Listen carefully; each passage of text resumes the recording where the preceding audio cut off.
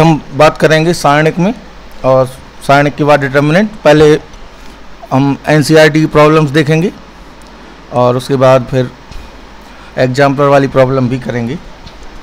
तो सबसे पहले हम स्टार्ट करते हैं सारणिक से, और इसकी बेसिक क्या थ्योरी है उसको समझते हैं। सारणिक और डिटर्मिनेंट भी इसको अंग्रेजी में बोलते हैं।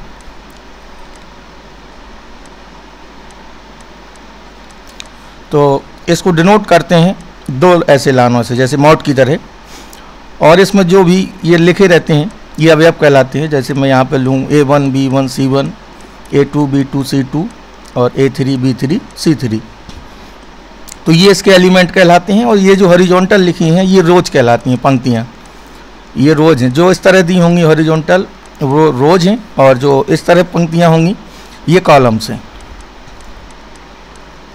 और इनको हम डिनोट करते हैं R1 R2 R3 से, और कॉलम्स को C1 C2 C3 से, और ये एलिमेंट कहलाते हैं A1 B1 C1। तो इसमें जैसे टोटल 9 एलिमेंट हैं, तो ये अवयव कहलाते हैं,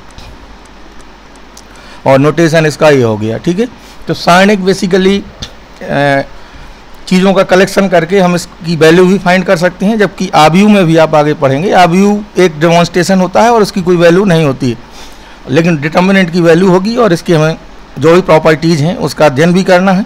और सारणिक का हमें अगर क्रम भी डिफाइन करना है तो क्रम हम पंक्ति गुणा स्तंभ से सारणिक का हम क्रम निकाल सकते हैं। सारणिक का क्रम, तो इसमें कितनी पंक्तियां हैं कितने स्तंभ हैं उनकी संख्या से हम इसका क्रम डिफाइन कर लेते हैं, यानी पंक्ति गुणा स्तंभ से। तो सबसे पहले हम यहाँ पे ज़्यादातर चीज़ों में हम 3/3 का डिटर्मिनेंट लेके चलेंगे, और 3/3 से हम सभी चीज़ों को लेंगे। तो सबसे पहले हम इसकी प्रॉपर्टीज़ देखते हैं, तो 3/3 से ही समझते हैं। तो वैसे तो हमने इसका एक्सपांसन किया है, तो मैं सारण लिख लूँ A1 B1 C1 A2 B2 C2 A3 B3 C3। अभी तक आपने इसका यूज सरल रेखा में भी किया है, संगामी प्रूफ करने में, और फिजिक्स में भी क्रॉस प्रोडक्ट जब किया होगा तो IJK लिख के वहाँ भी करते हैं। तो एक्सपांसन तो आप शायद जानते होंगे, इसमें प्लस साइन होता है, यहाँ माइनस और यहाँ प्लस, और इसको हम एक्सपांड कर सकते हैं कभी भी। तो A1 लेंगे तो ये छूटते हैं, ये आता है आपका B2 C3 minus B3 C2, ये एक्सपांसन है इसका। फिर आता है माइनस B1, ये तो B1 जब लेते हैं तो ये छूटेंगे, और ये आता है A2 C3 minus A3 C2, और तीसरे केस में आता है C1, तब आपका ये बचेगा A2 B3 minus A3 B2। तो इस तरह ये आप इसका एक्सपांसन आसानी से कर सकते हैं। अभी आप ये भी पढ़ेंगे कि हम किसी रो और किसी कॉलम के अबाउट इसको हम एक्सपांड कर सकते हैं, वो भी सीखेंगे। और उसके पहले जो इसकी एकदम बेसिक प्रॉपर्टी हैं हम उस पर बात करेंगे। तो पहली प्रॉपर्टी हम लेते हैं कि यदि सारणिक में कोई भी पंक्ति, पहली प्रॉपर्टी है कोई भी पंक्ति या स्तंभ, पंक्ति हो या स्तंभ हो, के सभी अवयव शून्य हैं। अगर किसी पंक्ति या स्तंभ के सभी अवयव शून्य हैं तो सारणिक की वैल्यू 0 होती है। तो सारणिक क्या होता है? 0। बिना एक्सपांड करे हम वैल्यू इसकी 0 ले सकते हैं। जैसे मैं उदाहरण लूँ कि A1 B1 C1 और ये 0 0 A2 B2 C2, तो देखिए इसमें R2, ये R2 होगा, R2 के सारे अवयव 0 हैं तो इसकी वैल्यू 0 होगी। इसी तरह हम ये भी ले सकते हैं A1 B1 A2 B2 A3 B3, 3/3 ही ज़्यादातर लेंगे। इसमें हमने C3 को 0 लिया है सभी अवयवों को, तो ये भी 0 रहेगा। तो सारणिक में किसी भी पंक्ति या स्तंभ के सभी अवयव शून्य हैं तो सारणिक की वैल्यू शून्य होगी। ये आपको क्लियर हो जाएगा। यहाँ से दूसरी प्रॉपर्टी में चलते हैं। दूसरी प्रॉपर्टी में यदि सारणिक के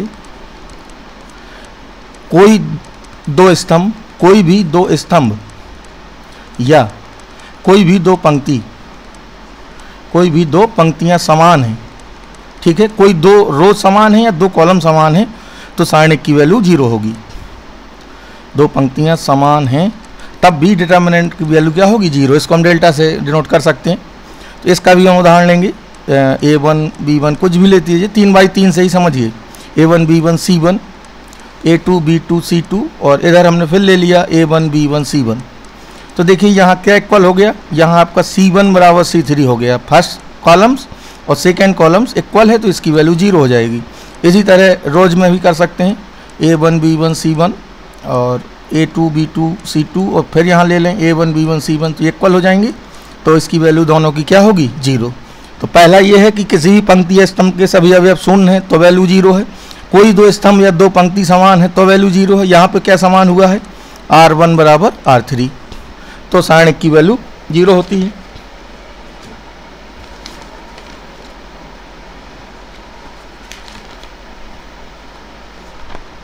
अब हम आगे बढ़ते हैं इसकी और प्रॉपर्टीज़ में, और ख़ास तौर पर जब प्रॉपर्टी लगाएंगे तो हमें चिन्ह किस तरह से लगाना है उसकी बात करेंगे, और भी सारी चीज़ें देखेंगे हम इसमें।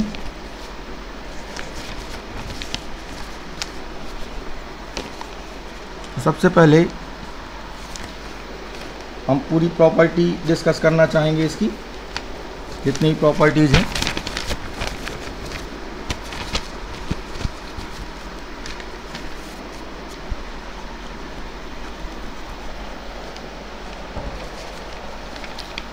तो पहली प्रॉपर्टी थी कि कोई भी दो पंक्ति या स्तंभ के सभी अवयव तो वैल्यू 0 होती थी, और दूसरी प्रॉपर्टी थी कि कोई भी दो स्तंभ या पंक्ति समान है तो सारणिक की वैल्यू 0 होती है।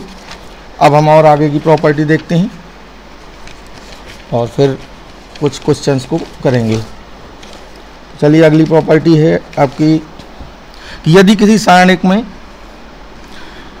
किसी स्तंभ या पंक्ति के सभी अवयवों का गुणा कर दिया जाए तो एक साथ एक पंक्ति या स्तंभ में गुणा होता है। बेसिकली ये गुणा वाली प्रॉपर्टी है। देखिए मैं इसको इस तरह समझाऊंगा। कोई भी सारणिक है, जैसे 3x3 का मैंने एक सारणिक लिया डेल्टा, मान लीजिए ये है, ये हमें गिवन है A1 B1 C1, A2 B2 C2, A3 B3 C3, और अब हमें इसमें कोई चीज़ कॉमन लेना है या गुणा करना है, तो मैं अपनी तरफ से ये ले रहा हूँ कि इसमें हमें K का गुणा करना है, यानी मैं डेल्टा इक्वल टू K, ये K सारणिक के बाहर है और ये गिवन है। तो मैं इसको कई प्रकार से लिख सकता हूँ, जिस तरह कॉमन ले सकते हैं उसी तरह भाग गुणा कर सकते हैं। तो K मैंने कहीं एक से कॉमन लिया है तो मैं K को इतने प्रकार से यहाँ पर लिख सकता हूँ कहीं भी गुणा करके, तो ये इसी के बराबर होगा। जैसे मैं चाहूँ तो K को मैं पहले वाले पंक्ति में भी गुणा कर सकता हूँ सभी में, तो K A1 K B1 K C1 ये इसके भी इक्वल हो जाएगा, और ये एज इट इज रहेंगे A2 B2 C2 और A3 B3 C3, ऐसे भी लिख सकते हैं। और K का गुणा हम R2 में भी कर सकते हैं, तो इसको ही इसके इक्वल लिखा जा सकता है A1 B1 C1 K A2 K B2 K C2, और ये एज इट इज रहेगा। इसका मतलब ये हुआ कि अगर हमें सारणिक में कोई भी चीज़ कॉमन लेनी है या गुणा करना है तो किसी एक स्तंभ से या किसी एक पंक्ति से कॉमन हम ले सकते हैं इजीली। ठीक है, एक पंक्ति या एक स्तंभ से हम कॉमन ले सकते हैं और उसी तरह गुणा भी कर सकते हैं। अब अगली प्रॉपर्टी आती है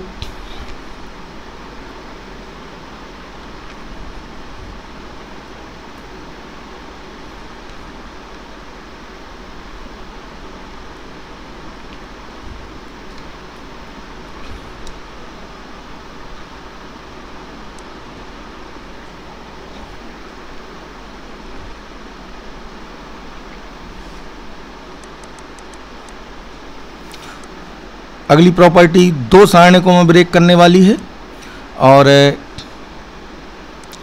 किस तरह इसको अप्लाई करते हैं ये हमें समझना है, और थोड़ा सा जो ऑपरेशंस इसमें करे जाते हैं कैलकुलेशन के लिए। और एक चीज़ और इधर होती है कि एक सारणिक के सवाल के आपके कई तरीके हो सकते हैं, तो आप घबराएंगे नहीं, जिस तरह भी आपको छोटा लग रहा है वो तरीका आप आसानी से अपना सीख सकते हैं। तो ज़रूरी नहीं है कि आपको एक ही तरीके से बंधे रहें। अगर वैल्यू पूछी है तो कहीं ना कहीं तो आपको एक्सपांड करना ही होगा। अगर सारणिक को सारणिक के बराबर प्रूव करना है तो आपका बिना एक्सपेंशन के भी काम चल जाएगा। तो हमने गुणा कॉमन का समझा। अब हम कुछ ऑपरेशंस देखते हैं इसमें और किस तरह वो ऑपरेशंस किए जाते हैं, ज़रा इनको समझते हैं। तो एक 3x3 का मैं उदाहरण लेता हूँ और उसमें कुछ ऑपरेशन करूँगा, और ये हमें सवालों में ज़रूरत होगी कि इस तरह हमें ऑपरेशन करने होंगे, और लिखना किस तरह है ये भी समझते हैं। तो मैं अपनी तरफ से एक 3x3 का सारणिक लेता हूँ, ABC L M N और XYZ।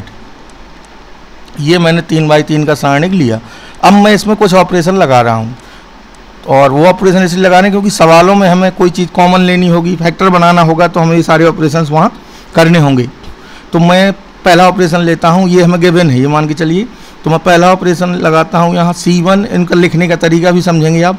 C1 implies C1 plus C2 ऐसे, तो इसका मतलब कहलाएगा कि C1 इंगित करता है कि C1 में C2 ऐड हो रहा है, तो फर्क पड़ेगा सिर्फ C1 में, ये ध्यान देंगे। तो ये किसके बाद C1 में हमें क्या जोड़ना है, C2, तो C कौन से हैं, ये C1 होता है, ये C2 और ये C3, और ये हॉरिजॉन्टल वाले R1 R2 R3 होते हैं।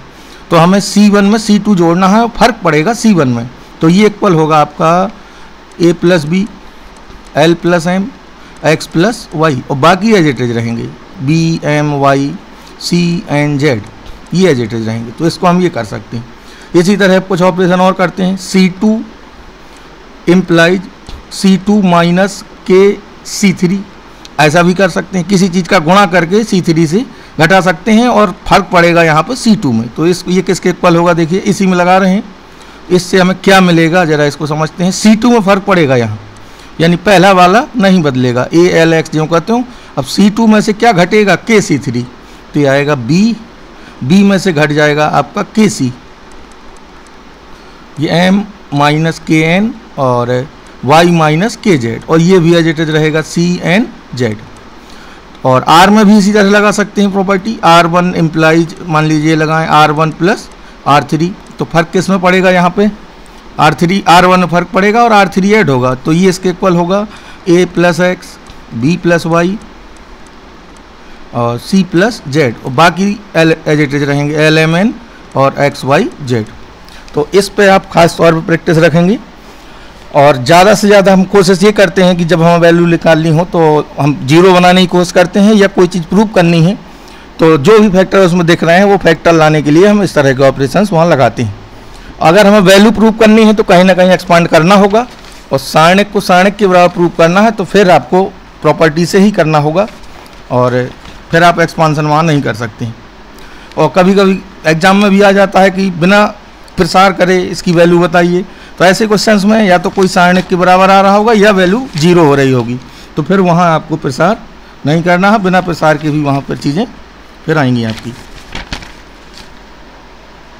तो अब हम कुछ प्रसार से संबंधित कुछ एग्जाम्पल लेते हैं और फिर आपकी NCERT की प्रॉब्लम्स करते हैं।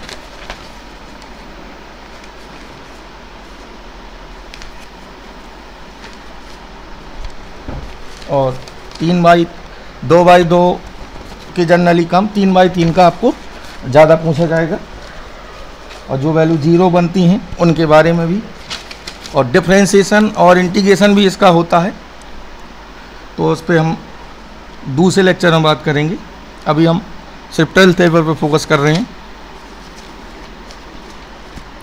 कुछ एक्सपांसन के और कुछ प्रूफ वाले क्वेश्चन ही हम अभी लेते हैं।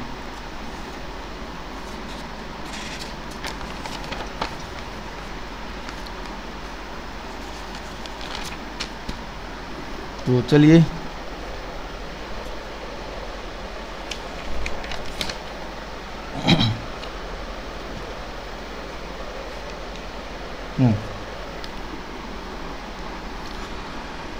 तो आगे बढ़ते हैं।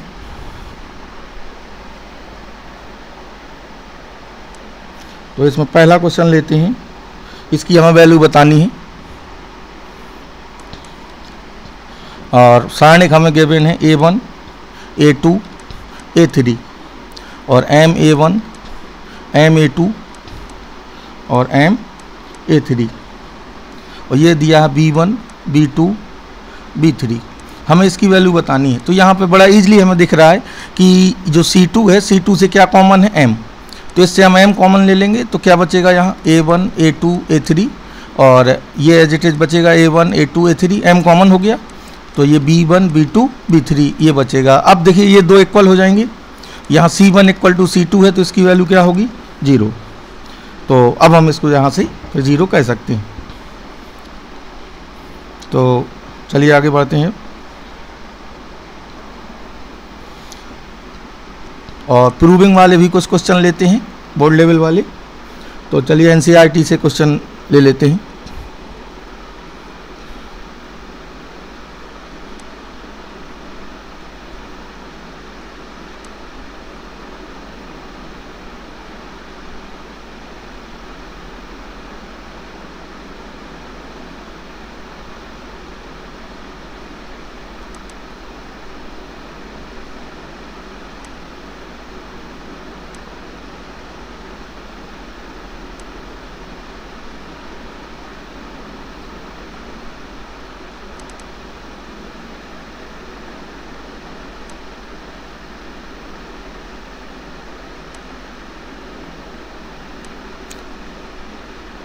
12th में मैट्रिक्स और डिटर्मिनेंट, ठीक है। डिटर्मिनेंट देखिए ये फंक्शन है, डिटर्मिनेंट ये रहा।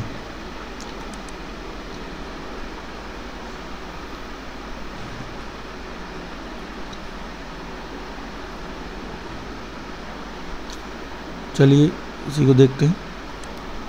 तो इसमें देखिए ये कुछ नोटेशन है डिटर्मिनेंट के, और सारण ये डिटर्मिनेंट का ये भी नोटेशन हमने वहाँ देखा है।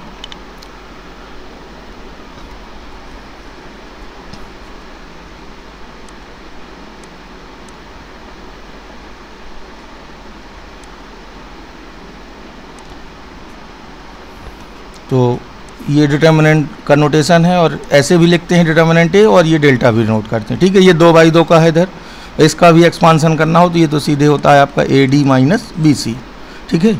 और इसने एक साथ लेके चला है। अभी हम सिर्फ डिटर्मिनेंट पे बात करना चाह रहे हैं, और मैट्रिसेस अभी बाद में देखेंगे। अभी NCERT की जो इसकी प्रॉब्लम्स हैं उन्हें करते हैं। ये प्रॉपर्टी है,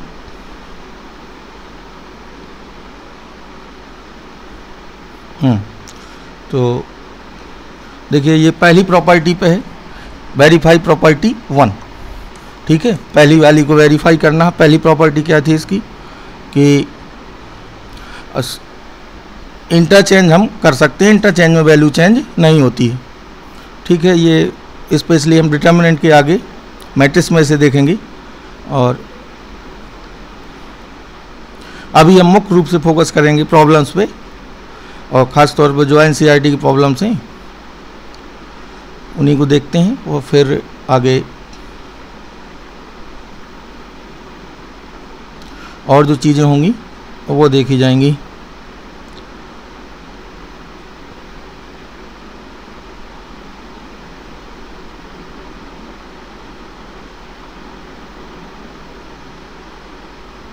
चलिए ये प्रॉब्लम है। इसमें आपको प्रूव करना है कि इसकी वैल्यू क्या होगी, AQ। इसका मतलब है कि ये आपको इसको एक्सपांड करके पूरा ये सॉल्व करना है। पहले हम कोशिश करेंगे कि ये छोटा से छोटा हो जाए, उसके बाद हम एक्सपांड करेंगे। सिर्फ AQ लाना है। चलिए देखिए ये 3/3 का ही है, ये पूरा इस तरह एक ही अवयव माना जाएगा। ये जो प्लस लगा है ये 3/3 का सारणिक है। इसमें 3 पंक्तियाँ हैं, 1 2 3 और 3 स्तंभ हैं। अब हमें इस तरह इसको सॉल्व करना है कि चीज़ें कम हो जाएं, फिर इसके बाद हम चीज़ों का एक्सपांसन कर सकते हैं, ठीक है। तो यहाँ पर देखिए जो सिमेट्रिक चीज़ें हैं उनको अब हम जोड़ने घटाने की कोशिश करेंगे। 3A + 2B, और यहाँ पे हमें घटाना है इस तरह चीज़ों को कि चीज़ें कटें। तो ज़रा देखते हैं, अभी हम A + B और ये है, कई में तोड़ दें तो अभी काम बन जाएगा। तो चलिए पहले हम 2 में तोड़ते हैं इसे, ठीक है। 2 सारणिकों में तोड़ने वाली प्रॉपर्टी भी यहाँ हम लगा सकते हैं। और घटाने से अगर हम देखें तो अभी इससे घटाएंगे तो C बचेगा, ये घटाएंगे तो यहाँ भी कुछ ना कुछ बचेगा। तो तोड़ने में यहाँ ज़्यादा सहूलियत रहेगी आपको। तोड़ने से जल्दी जल्दी 0 दिख जाएंगे। देखिए मैं इसके अलोंग तोड़ रहा हूँ, इन 2 के अलोंग। तो A 2A 3A, और एक में आएगा आपका A 3A 6A, और ये एज इट इज रहेंगे। A + B + C 4A + 3B + 2C, और ये आपका हो जाएगा 10A, ये एज इट इज रहेंगे प्लस। और दूसरे वाले में आपका आएगा A 2A 3A, और ये हो जाएगा B 2B 3B। इस तरह ऐड करके फिर हम जो भी कॉमन आएगा कॉमन लेंगे, और फिर इन्हें एक्सपांड कर देंगे। एक्सपांड करने के बाद हमें वैल्यू जो चाहिए वो मिलेगी, ठीक है। इसमें देखिए कह रहा है कि without expanding prove that this, यानी बिना एक्सपांसन के हमें दिखाना है कि ये वैल्यू 0 होगी। तो यहाँ हम प्रॉपर्टी की ही कोशिश करेंगे। तो देखते हैं हमें 1 1 1 कोई भी 2 रो या कॉलम इक्वल हो जाए। तो मैं यहाँ पे R1 को ही सॉल्व करता हूँ। देखिए मैं ऑपरेशन यहाँ लगा रहा हूँ कि R1 इम्प्लाइज R1 + R2, यानी R1 में फ़र्क पड़ेगा और R2 को मैं R1 में ऐड करूँगा। देखिए इससे हमें क्या फ़ायदा, ये लिखने के बाद आप ये प्रॉपर्टी अप्लाई करेंगे यहाँ, तो ये आपका होगा x + y, और z और इसमें ऐड हो जाएगा, बाकी एज इट इज रहेंगे। तो y + z + x, और बाकी एज इट इज रहेंगे। z + x + y, और ये y और 1 सेम रहेंगे। अब देखिए इससे हमें x + y + z कॉमन, तो यहाँ लिख देंगे R1 से x + y + z कॉमन लेने पर, तो बाहर आ जाएगा आपका x + y + z। अब देखिए इधर क्या बचेगा, 1 1 1 जेड एक्स वाई और 1 1 1। तो देखिए R1 और R3 इक्वल हो गए। जब R1 बराबर R3 होगा तो वैल्यू क्या होगी इसकी, 0। R1 बराबर R3 करके हम डायरेक्ट 0 लिख देंगे। फिर चलिए इसको एवेल्यूएट करना है, इसको भी एवेल्यूएट करके देखते हैं क्या आएगा।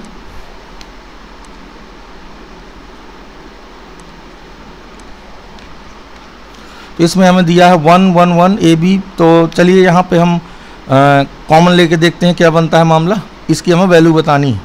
ठीक है, तो सबसे पहले यहाँ क्या दिख रहा है हमें कि इसमें से हम ABC कॉमन लें और 1 1 1 यहाँ है, और अगर सब्ट्रैक्ट भी करते हैं तो 2 0 बना सकते हैं, तो हम सब्ट्रैक्ट ही करते हैं। चलिए तो हम यहाँ 2 ऑपरेशन लगा रहे हैं, R1 implies R1 minus R2 और R2 implies R2 minus R3। 2 से ज़्यादा ऑपरेशन आप नहीं लगाएंगे।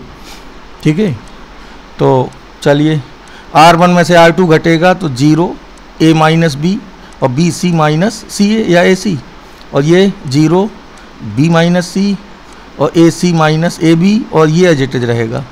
ठीक है, तो देखिए इसको थोड़ा और साफ लिखूँ, 0 0 1 A माइनस बी माइनस सी सी। इसमें कॉमन ले लीजिए C, इस वाले में C कॉमन ले लेंगे तो B माइनस A आएगा, या माइनस C कॉमन ले लेंगे तो A माइनस B हो जाएगा। इस वाले में भी A माइनस B बन रहा है, सॉरी B माइनस C बन रहा है। अगर हम A कॉमन ले लें माइनस का तो ये आपका B माइनस C हो गया, और तीसरा तो एजिटेज रहेगा A B। अब देखिए R1 से और R2 से क्रमशः A माइनस B और B माइनस C कॉमन आएगा, दोनों से कॉमन ले लेते हैं तो बाहर आ जाएगा आपका A minus B minus C। तो अंदर क्या बचेगा, 0 1 minus C, 0 1 minus A 1 C A B। अब हम इसका एक्सपांड कर सकते हैं C1 के थ्रू। C1 के थ्रू करेंगे तो चिन्ह प्लस रहेगा, ये और ये छूटेंगे, ये आपका आएगा माइनस A और प्लस C, तो C माइनस A बचेगा ये। तो तीनों के फैक्टर यहाँ पे हो जाएंगे और इसका फाइनल आंसर होगा A minus B minus C और C माइनस A, ये हो जाएगा। ठीक है, तो यही वैल्यू इसकी आएगी। ये देखिए सॉल्व भी है इधर, और यही ऑपरेशन लगाए हैं। किसी भी तरह आप करिए, दूसरा तरीका भी हो सकता था। मैंने एक प्रॉपर्टी की और अभी बात नहीं की है, तो मैं थोड़ा सा यहाँ बात करना चाहूँगा, वहाँ पे नहीं बताया है मैंने।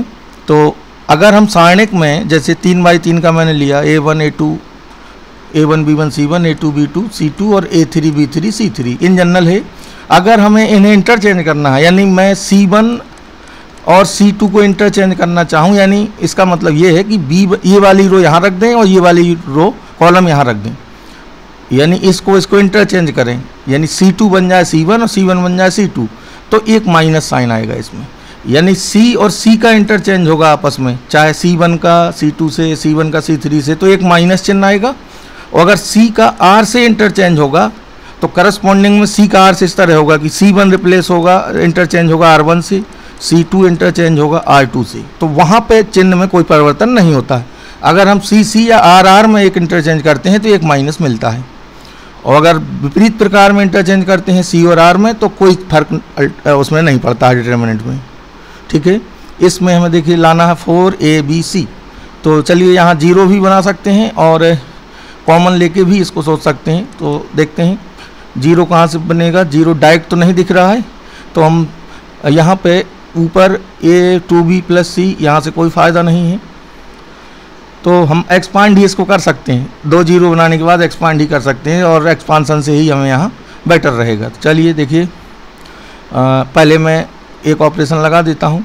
ये 0 बनाने के लिए एक इधर बन सकता है 0 और एक इधर बन जाएगा, तो मैं चलिए यही कर रहा हूँ। C1 implies C1 minus C2 और C2 implies C2 minus C3, तो C1 पे फ़र्क पड़ेगा और C2 पे। चलिए घटाइए C1 से C2, तो बहुत ज़्यादा अंतर नहीं आएगा क्योंकि उतने ही टर्म ही बढ़ जाएंगे। 0 इससे घटेगा तो 0, C plus A minus B, C minus A minus B और A B A plus B। अब आप एक्सपांड ही कर दें, या सीधे भी एक्सपांड कर देंगे तो भी कोई समस्या नहीं, क्योंकि यहाँ हमें जैसा लाना है ये 0 नहीं होगा, प्रॉपर्टी ने एक्सपांड लास्ट में हमें करना ही होगा। ठीक है, तो अब आप फिर सारी कर देंगे यहाँ पे, और शुरू से भी कर देंगे तो भी बेटर है।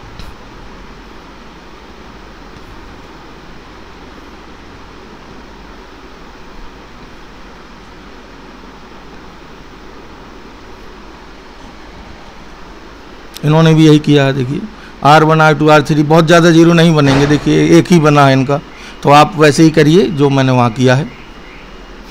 इसको देखिए, इसमें X Y Z are different, delta equal to this, then so that, यानी ये हमें कॉमन निकालना है, 1 प्लस एक्स वाई जेड बराबर 0।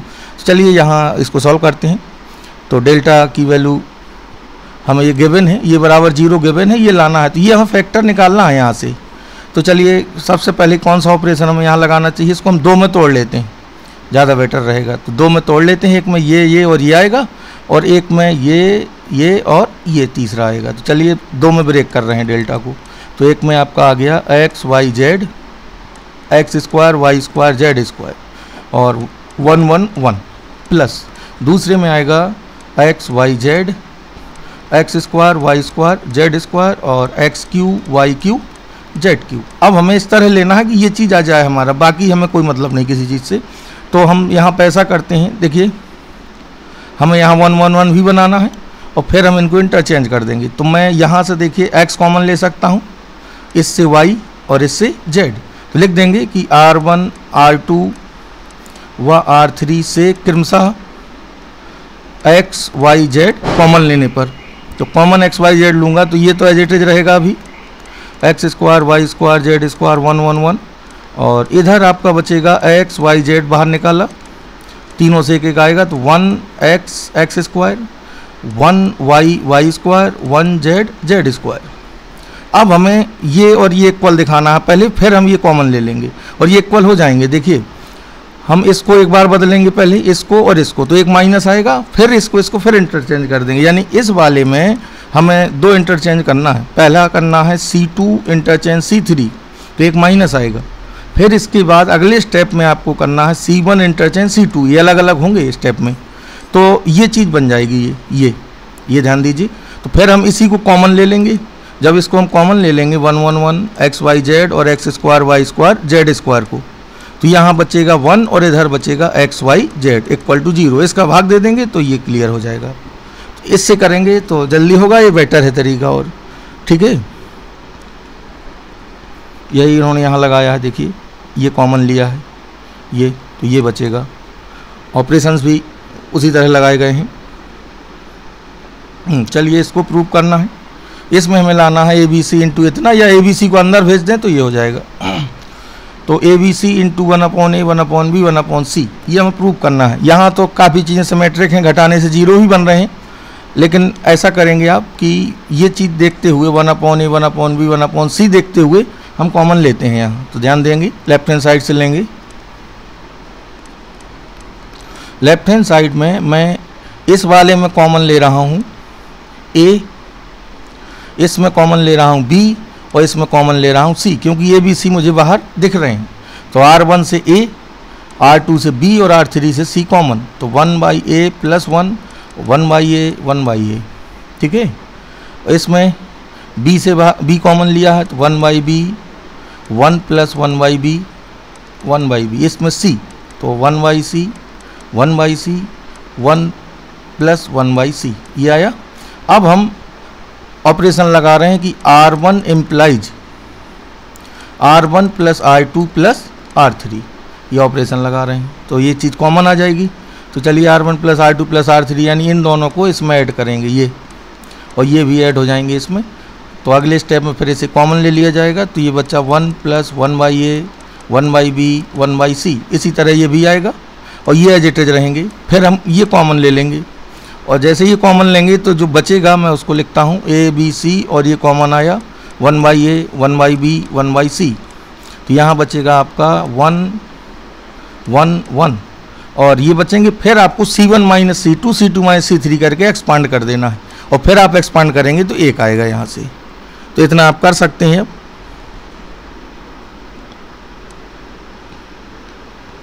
इस तरह आएगा। अब हम डिटरमिनेंट से ट्रायंगल का एरिया भी निकाल सकते हैं, तो चलिए इसकी बात कर लेते हैं। यानी त्रिभुज का क्षेत्रफल सारणिक से हम निकाल सकते हैं, और उसका सीधा फॉर्मूला होता है आपका, ये कोई त्रिभुज है ABC, जिसके ये निर्देशांक x1 y1 x2 y2 x3 y3 हैं। तो त्रिभुज के क्षेत्रफल का जो सूत्र होता है वो 1/2 सारणिक x1 y1 1 x2y2 1 और x3y3 1। तो कभी कभी इससे कैलकुलेशन आसान हो जाती है, तो इसे याद रखेंगे। ट्रायंगल का एरिया है और इसका ये एरिया आपने ये भी पढ़ा है, ये आपने याद किया होगा। तो इसी को है इस रूप में लिख लिया जाता है। अगर हम इसका एक्सपांड करें तो यही आएगा, ठीक है। तो इसको सारणिक के रूप में ये लिख सकते हैं, आपको सीधे याद रखना है। तो चलिए इसमें यही एरिया पूछ रहा है, देखिए कह रहा find the area of triangle whose vertices are this, जिसके निर्देशांक शीर्षों की ये हैं, उसका एरिया बताइए। तो इसे हम x1 y1 x2 y2 और ये हो जाएगा x3 y3। तो एरिया ऑफ ट्रायंगल होगा 1/2, सूत्र होता है x1 y1 1 यानी 3 8 1, x2 y2 1 और फिर है x3 y3 1। अब हम इसको एक्सपांड कर लेंगे या 2 जीरो बनाने के बाद कर लेंगे। तो देखिए एक्सपांड करूँ तो पहले मैं 2 जीरो बनाता हूँ, r1 minus r2 r2 minus r3 से। तो ये होगा 7 6 0, इससे इसको घटाएंगे तो -9 1 0 और आखिरी वाला एज इट इज रहेगा। अब मैं एक्सपांड करूँगा इसके अलोंग, तो ये है आपका a33, ये प्लस चिन्ह रखेगा तो ये और ये छूटेंगे, ये माइनस ही आएगा और यहाँ 1 है। वो आप किसी भी तरह करिए, 1 गुणा आएगा 7 और 9 6 54, तो माइनस का तो प्लस हो जाएगा। तो ये हुआ आपका 61/2, ठीक है। ये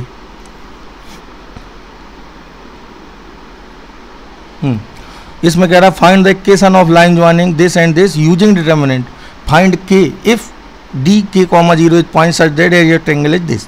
तो ठीक है, इसमें कह रहा है कि वह लाइन बताइए जो इन दोनों से जाए डिटरमिनेंट के आधार पे, और के का मान बताइए यदि ये पॉइंट इस पे इतना एरिया बनावे। तो सरल रेखा के लिए भी जो सूत्र होता है 2 बिंदु से जाने वाली रेखा का, वहाँ उस सूत्र को हम ऐसे तोड़ सकते हैं। देखिए x1 y1 व x2 y2 से जाने वाली जो सरल रेखा होती है,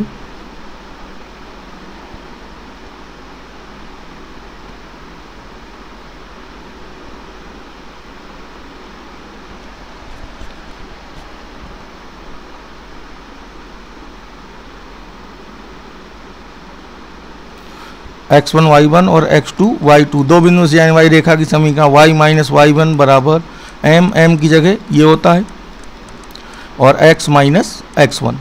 तो इसको भी हम सारणिक के रूप में लिख सकते हैं इस तरह। देखिए x1 x2 1 x1 x2 और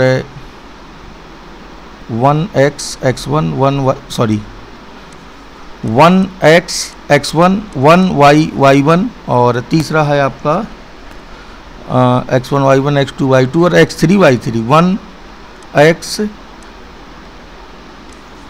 अरे रुकिए एक मिनट, जस्ट ए मिनट। जो ट्रायंगल का होता है x1 y1 1, तो x1 y1 1 की जगह यहाँ x ले लीजिए, ठीक है। और y दूसरा क्या होता था x2 y2 1, ठीक है। और तीसरा ये, तो ठीक है। आप इसको है तोड़ के उन्होंने बनाया है, इसको आप सीधे याद रखें। अगर जो डिटरमिनेंट आएगा उसको एक्सपांड करें तो यही हमें मिलेगा वापस, ठीक है।